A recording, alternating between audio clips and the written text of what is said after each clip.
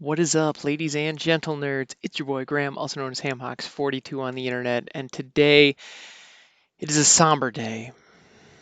It is a day of celebration and a day of mourning. So today was the ban restricted announcement, and there was a ban restricted announcement that hit standard. Agent of Treachery and Fires of Invention will no longer be standard legal as of this Thursday, the 4th. Thursday? Yeah, that's the day. And so as a result, we're going to see the meta get shaken up. And so Agent of Treachery is out of there because it was the go-to target for both the Luca Fires deck as well as Winota, and it was creating a really unpleasant play pattern for both of those decks that was really kind of wrecking everybody's day. So that being gone, excellent. I think that was a great call because Agent of Treachery is not a bad design in and of itself. However, when combined with the cards that allow it to cheat into play really, really quickly, its effect becomes very dominant, very problematic, and really, really frustrating, and frankly, unfun. That is it, like unfun to the degree where people leave the game unfun, and that's what we're talking about when we're talking bans. So that hitting the bricks makes sense in this current meta with its supporting pieces. Getting that out of there, I think is prefer the. I think that's in everybody's best interest. I think the game is going to be a lot more fun as a direct result of Agent of Treachery getting ousted. However, we are also losing Fires of Invention, and I personally adore Fires of Invention. I think this card is phenomenal. It's a ton of fun, and I really, really like it. Now, I really, really like it because I'm running it in a Grixis build. I also have a Rakdos build that is similar. Um, and you'll notice I didn't say Jeskai because Fires of Invention is not the problem with Jeskai Fires. It's not. Teferi Time Reveler is the problem with Jeskai Fires. That card is oppressive, unfun, and I mean, talk about a card that makes a, a game incredibly unfun. Teferi Time Reveler is like number one problem. Um, and they didn't remove it, and they didn't remove it, I believe, potentially because they have a Teferi themed set coming up, and so the idea of acknowledging that this card is problematic and unpleasant and a problem right before they celebrate it with a complete release.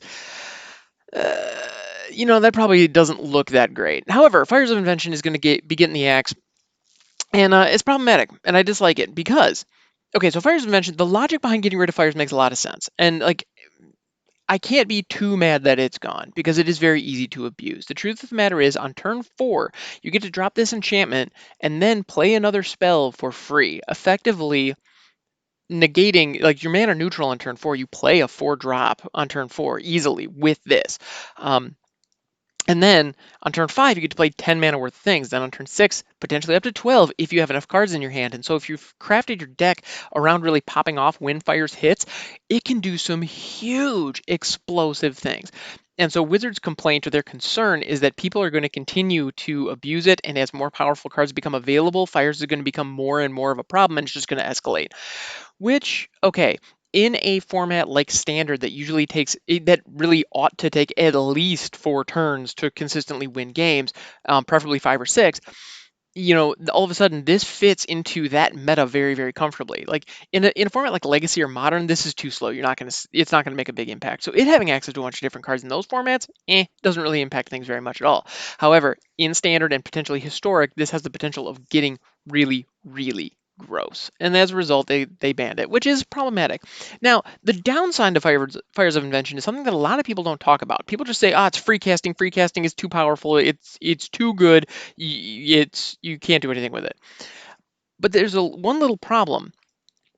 Fires of Invention only allows you to play cards on your turn. So unless you have a lot of activated abilities, which frankly with cards like Kenrith or My Beloved Perforos, you will have those abilities that you can use on your opponent's turn, but those come with costs, and so in general, you get to only play on your turn. It's Teferi's passive, except it hits you, and that's real. Like, that is a very real downside. And when you're building the deck, so I was building Grixis, so I had access to red, black, and blue. And you know what I didn't really have access to? Counter spells. I could have put counter spells in there for the early game, and I did try a couple of builds with counter spells in there in when I was going up against control matchups. And the huge problem with them was the moment Fires of Invention comes down, if I draw into a counterspell, it's a dead draw. It's completely dead. There's almost no situation in which I can use it the moment Fires is online. So once I do what the deck wants to do, I can't use these cards. And so you really have to eliminate those. They're just not good. Um, yeah, and so it's a very real situation that Fires players have had learned how to navigate and build around, and it's very, very different from a lot of the other challenges out there. So I feel like that's real. Also, if you play it on turn 4 and it resolves and then somebody blows it up, all of a sudden on turn 5, all of your plans are gone. Because you were planning on being able to play 10 mana worth of things and then use 5 mana worth of abilities, and now you don't have any of that at your disposal. It's just poof, gone. You can now play one of your 5 drops. Neat. And I guarantee you picked those 5 drops because they all lined up together, and if you got multiple of them, you could do really crazy big things. Well, not being able to do those crazy big things really slows you down, and your deck no longer functions the way it's supposed to function. So, like, one disenchant against a Fires deck, or one Gem Razor, or one Wilt even, against, or Return to Nature. I mean, there's so many answers to Fires. Like, yeah, it feels to me like the fact that it costs you 4, yes, you do get the ability to free cast, but you still need to hit your land drops in order to make it function correctly. And even then, with that free casting, it has to be on your turn. So you're still really restricted into what you can put into the deck. So it is abusable. Absolutely. And people have absolutely abused it. But I'll tell you what, in running this in a situation where I don't have Teferi in my deck, I I'm winning about 55% of my games with that. Like, I had to scrape and claw my way to Mythic with that deck because, frankly, it's fair. It's a fair build. Yes, I do get access to 10 mana worth of stuff that I can do on turn 5. But you know what I have to do? I have to main deck 4 Wishclaw Talismans and 4 Drawn from Dreams in order to have a hand that can be worth half a damn once I get to that point.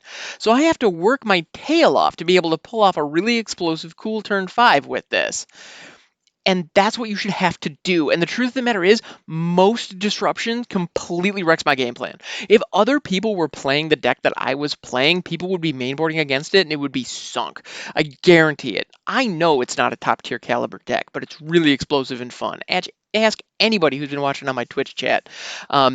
It's really cool to watch, and it really wouldn't be possible without Fires. Without Fires, I could pull off the combo on turn 6 by leveraging Perforos's abilities, again, if I'm able to get it into my hand, but just the cost to get there is really, really high. And so all of a sudden, I'm going from a turn 5 explosive win out of nowhere into a turn 6 explosive win out of nowhere. Okay, it could be a lot worse than that. It could be. However, it's frustrating. Um, it's very frustrating because I feel like that Grixis deck. Well, there are other Grixis decks out there. Some of them are leveraging Planeswalkers. But it's not uncommon to see versions of Fires that are not the Jeskai Teferi ECD version. And that version is really unpleasant. And the moment the Agent of Treachery just became the rockstar linchpin in that whole thing with Luca, like, that became the single most unpleasant deck in that I have played Magic against in years. And that's really impressive because I've only been back to the game for 2 years and I've gone up against some pretty unpleasant decks. That one is just far and away over the top, just not okay. And so the fact that this ban hits that deck twice, sweet. I'm like, I can't wait for that to just be gone. I can't wait for Yorion to be decent. Like, I can't wait for Yorion to just be an okay companion. Although, actually, with the changes to the mechanic rule, or the companion mechanic, he's not even going to be that anymore. Oh, the bird serpent has been slain, everybody. Yeah. As an arena player, I'm very happy about that. So this is a net positive. The deck that I've been working hard on for the last 6 months, that is my pet deck that I absolutely adore, is getting trounced in this ban announcement. It is getting taken out back for the sins of the Jeskai build. And I'm sad about that. I'll be honest. It is bumming me out that my deck of choice, my favorite deck that produces the play experience that I want. I can't tell you how many times I've seen On turn 5, I've seen a control player across the table from me throw the nice emoji when I pop off with that deck. Because even if you're taking all that damage to the face, it's so much fun to watch. The fact that that is going to be off the table is a real bummer. I'm going to miss it. But at the same time, I can understand it and I can't be too mad because Fires of Invention is an incredibly powerful card. It does allow free casting. It is problematic. Okay. However, Temur Reclamation is a 4-drop that allows access to so much mana it might as well be free casting. And that hasn't gone anywhere. So strap in, guys. I suspect for the next few months before rotation, it is going to be Temur Reclamation mirror matches on the ladder forever. So just strap in, guys. That is going to be the next dominant force. If you were like me and you were really jazzed to see Nissa take a back seat for a minute, I got some bad news for you because she's going to be coming back with a vengeance. So strap in, everybody. But the ban and restriction announcement does not, or the ban and restriction, these bans and restrictions do not go into effect until Thursday, June 4th. So if you want to see this deck that I keep talking about, that I haven't shut up about actually for a long time, if you want to see that in action before it goes, I'm going to be streaming over on Twitch, twitch.tv/hamhocks42 for the next couple of days. It is going to be my farewell to my Grixis Fires deck. And you know what? It's going to be a shame to see it go, but we had a hell of a run. Well, thanks so much for hanging out, everybody. This has been Overthinking MTG, the Banned and Restricted edition, and I will catch you guys next time.